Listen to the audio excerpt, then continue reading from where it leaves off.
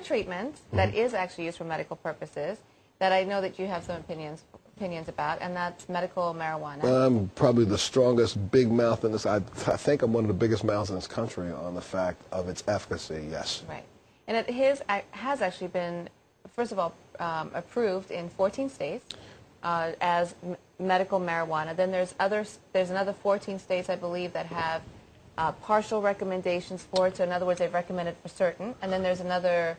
No, here's what's going on. Right now we have 14 states, and the 15 states that just passed legislation to make marijuana accessible and available by a doctor's recommendation in some form. Every single state's law varies. Right. 3 other states, New Jersey just passed a medicinal marijuana law that was supposed to go into effect on June 1st. Right. The way that each state establishes its own rules and regulations for every single one of them is different.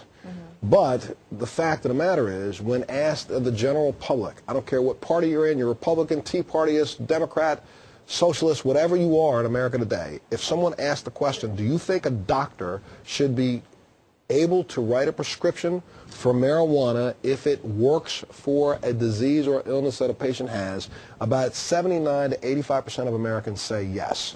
So far there are states that are writing legislation that's allowing those doctors to be able to do that for their patients. Most recently, about a month ago, University of San Diego just completed a 10-year study that was being done in California, that was being done pretty surreptitiously because no one knew what was going on, where they have now validated through double-blind studies the efficacy of marijuana, especially for the illness that I have, which is MS. And there are several reasons why it works with MS. It works with spasticity, it works with neuropathic pain, it also works with, you know, in some places with people, it works with appetite, it works with, for me, I use it because of my neuropathy. I mean, my feet will start to fire up to a point where I literally I don't even feel like walking across the floor. Right now I'm sitting here behind this nice desk, and I happen to be sitting here with a pair of tennis shoes on because I tried to wear my hard shoes this afternoon. I can't do it. They're not happening for the next day. Most of the time I get up in the morning, it takes me about 2 minutes to walk from my bed to my bathroom, which is only about 15 feet away, because my feet are just that painful. For those of you who aren't even getting it from what Montel is describing, it is like, from what my patients have told me, it is like your feet are on fire, right? Again, there's no other way. It's a burn, and it just digs. It's like sometimes it can be rhythmic, so it's like a... It's terrible, terrible. It's a mess. So marijuana works for me, but again, just like what I was saying earlier, it only is going to work medicinally probably for about 22 to 25% of the population. Right.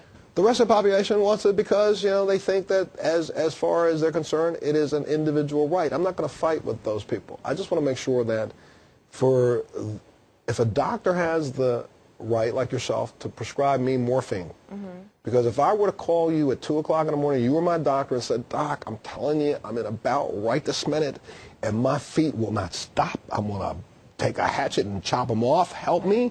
What are you going to do? You're going to write me something. I'm going to say, please, give me this. And you'll say, okay, Montel, I'm going to give you 2. See me tomorrow morning.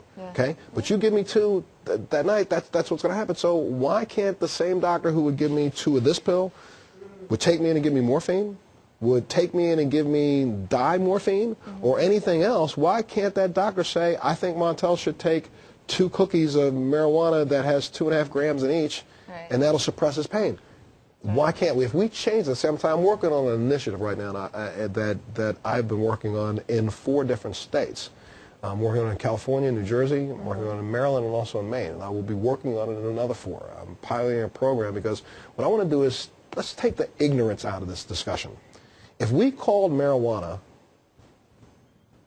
Lenitive, which is the name of the company that I'm forming, if we called it Lenitive and didn't call it marijuana, just like Bayer aspirin doesn't call aspirin willow bark. They call it aspirin. If we took the name off of it, and then I make it in ways that are for a person to be able to consume that are more socially acceptable, what difference does it make to you if I'm taking a tree that turned into tamoxifen, or I'm taking a tree that turned into Lenitive? It doesn't matter what's in that thing. And that's where we should start changing this entire discussion. Most people don't even understand why marijuana is illegal. It had nothing to do with as a drug. It It had to do with a campaign that was waged back in 1939. Marijuana is illegal in America because of the Marijuana Tax Act. Right. Not because it was a medicinally bad agent. As a matter of fact, the second it was made illegal, 2 years later, one of the biggest studies ever done on marijuana in America was commissioned by De La Guardia, the former governor of New York, back in 1941, where in that study they said then, this is the most egregiously offensive thing that's ever been done to the American public, not allowing something to be a drug. So, I know, and actually you don't have to smoke marijuana. You can take it as a pill, or you can put it in brownies, you can eat it. You can eat it. So you don't just actually have to smoke it. So